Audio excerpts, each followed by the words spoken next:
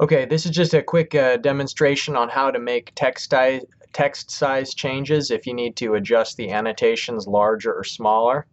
If you go to Tools, and then here under Tools is the Units.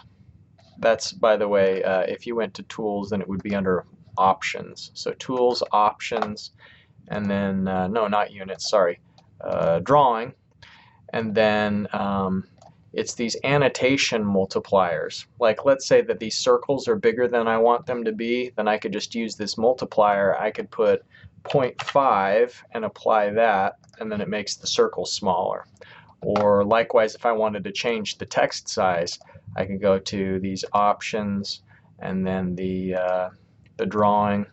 And let's say maybe I want to double the size of the text annotations, then I'd put a 2 there, and then it makes it nice and big. So just in case that comes in useful to you in your submission for the project, I thought I'd show you how to do that.